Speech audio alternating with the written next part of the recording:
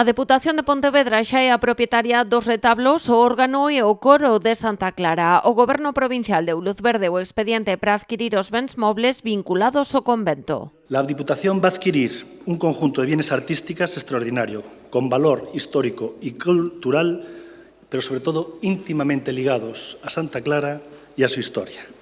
Hablamos de la adquisición del altar mayor, los retablos laterales, el púlpito, la silla del coro y el órgano.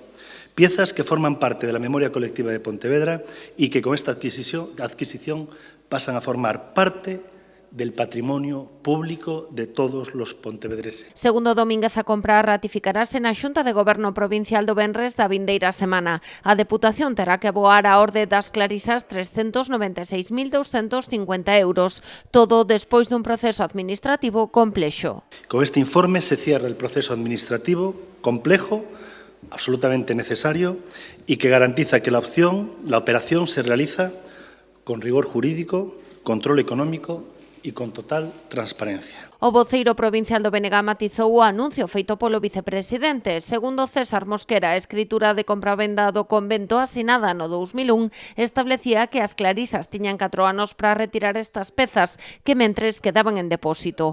O prazo rematou o 1 de decembro de 2025 e ao non ser retiradas a propiedade xa pasaba a mans da Deputación. Só quedaba pendente realizar o pago. 28 de xaneiro deste ano, 28 de xaneiro, entra no rexistro desta Diputación o seguinte: que non manda a comunidade religiosas clarisas de Santa Clara de Santiago de Compostela, e que pide, que formula requirimento de abono das cantidades acordadas en contrato de compravento do recinto conventual. Entre os bens que agora pasan a ser patrimonio público está o órgano datado no século XVIII. Domínguez prevé iniciar agora os pasos para a súa rehabilitación. No nos limitamos solo a comprar patrimonio.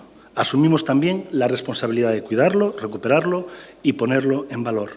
El órgano es una pieza singular de gran relevancia histórica y cultural y será tratado con el rigor que merece. Son pocas las empresas en Europa que son capaces de hacer una restauración. Pero les puedo decir que mi sueño es que asistamos en un futuro a un concierto de este órgano aquí en Santa Clara. Ademais, o vicepresidente adiantou que a intención é retomar as visitas guiadas este mesmo verán, o tempo que Santa Clara se incorpora ao programa Artes Vivas da Bienal de Pontevedra. Tamén avanzan, dixo, os estudos para a rehabilitación integral do convento.